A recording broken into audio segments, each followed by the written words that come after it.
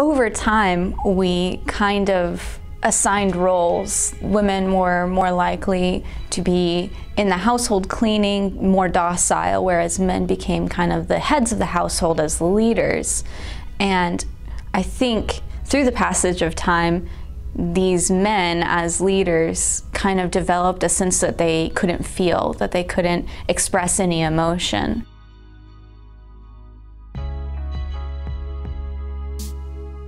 In my opinion, like masculinity would be considered kind of like, you know, like athletic. You can be probably not very feminine, I would say. To be masculine would be to like, maybe kind of have a sense of like providing or like protecting others, kind of like an alpha male type thing.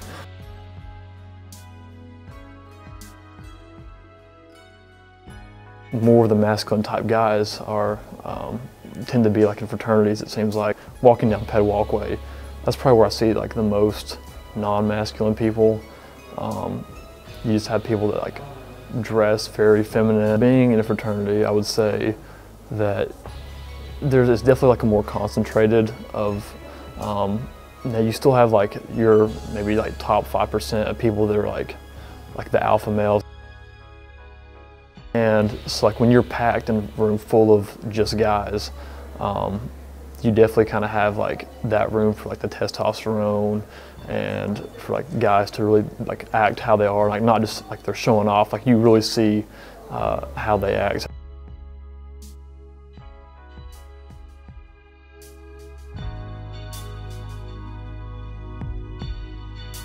So the media, they don't believe that masculinity should be really a thing. They feel like they almost like push the agenda of like feminism under the guise of equality, but in reality it's just the left's agenda to force like feminism, and like they don't want the guys thinking that it's their job to be able to, I guess, like provide. So my advice would be, you know, if they're struggling with their masculinity, go out, you know, grab a 20 gauge, let's go shoot a little bit, you know, go duck hunting, go deer hunting. Men have to be the backbone of perhaps a relationship, especially straight men feel that way, because they have to be the strong leaders. But now we live in a society where we don't need those roles.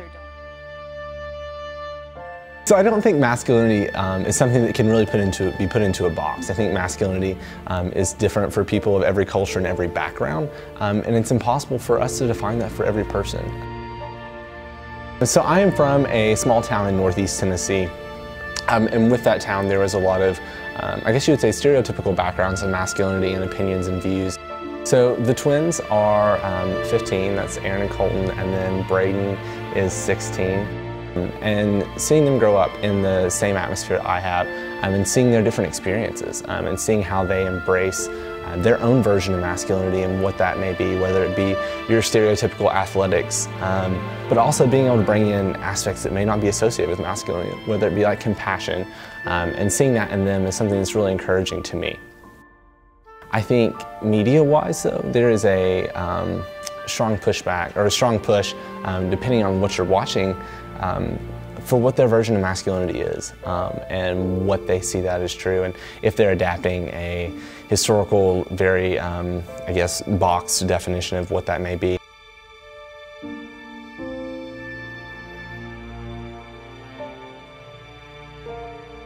If you live your life fearing who you are, you're never really going to be happy.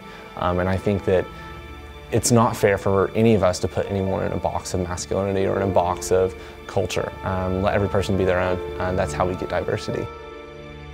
Embracing that, being confident in yourself, loving who you are, and embracing the world around you. Gay men or people in the LGBT community are twice as likely to experience mental illness than someone who's in the not LGBT. And part of this is because there's so much extra strain on them. And I definitely think the media puts in a factor in that, because even gay men are portrayed differently than straight men. I think there are segments of men that have more representation on campus than other segments of men. UT has 28,000 students, about 13,000 men, or about 51% female, 49% male. You would, I think, see both of those as the most strongly representative masculine stereotype on campus. And it comes with that, the way you dress and the way you talk and who you associate with. I was inspired after talking to my friends, and I did a lot of research and read books for like 6 months about it, just to make sure that I understood.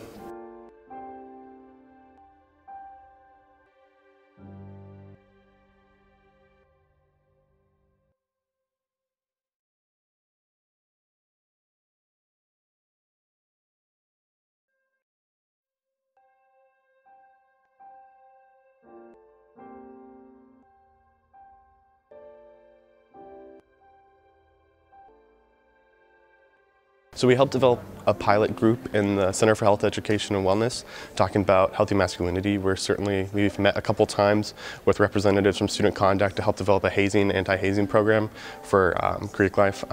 We recently hosted a documentary screening and a panel in Alumni Memorial Building that 130 people come to.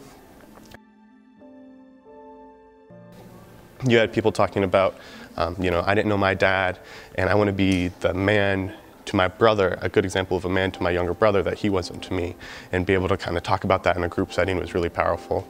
In my experience with the Men's Project, I've talked to a lot of men, including the very stereotypical men who don't feel like they're masculine enough, because they can never fit the ideal of, say, Dwayne "The Rock" Johnson, or a really tough and strong football player. And it makes them feel emasculated, and makes them feel insecure, because they feel like they're expected to meet this image that it's impossible to meet up, and feel like they were weak, and made them feel like they were small. Men are taught that they're supposed to be in control. Masculinity is a carbon copy with no original, meaning it's a goal that you can never reach, that you can never get to. It's not attacking men. It's not an anti-men program. It's a program that says we can be better. Not us versus them, it's us versus our lack of collective understanding. And so if we can kind of address this issue, I think we can fix a lot of problems that our society faces all at once. We definitely need to work as a society, and especially the media needs to work to have men not need to be this strong, heroic character to show emotion, to show that you're not supposed to bottle things up. Maybe even show that it's okay if you need professional help for any emotional issues that you have, emotional or mental.